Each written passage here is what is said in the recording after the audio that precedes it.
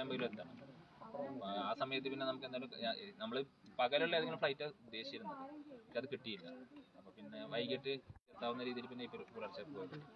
അപ്പോൾ അതുകൊണ്ട് രാവിലെ ആരെയും കാണാൻ പറ്റില്ല എന്നുള്ളതുകൊണ്ടാണ് നമ്മൾ കഴിഞ്ഞാൽ ഏത് തരത്തിലായിരിക്കും ഇപ്പം ഔദ്യോഗികമായ ചർച്ചയാണോ അനൗദ്യോഗികമായി നിങ്ങൾ നമ്മൾ ഇപ്പം എന്താ വെച്ചാൽ നമ്മൾ ഒരു പ്ലാൻ എന്ന് പറഞ്ഞു കഴിഞ്ഞാൽ യമൻ ഇപ്പം രണ്ടാണ്,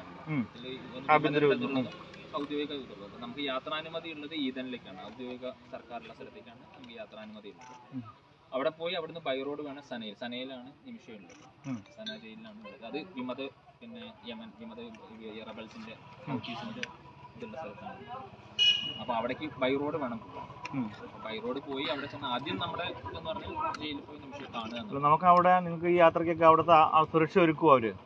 സുരക്ഷ എന്നുള്ളത് ഈ പറയുന്ന ഒരു പ്രശ്നമാണ്. പക്ഷെ യാത്രയ്ക്കുള്ള അനുമതി മറ്റു കാര്യങ്ങളൊക്കെ സുരക്ഷ അത്ര വലിയ സുരക്ഷാ പ്രശ്നങ്ങൾ ഇല്ലാന്ന് തോന്നുന്നു.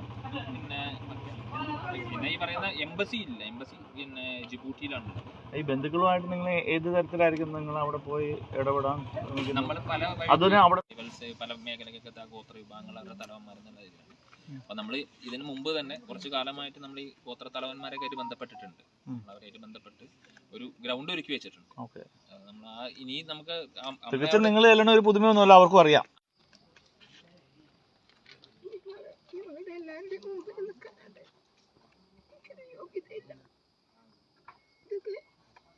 ചോദിച്ചാൽ മതി.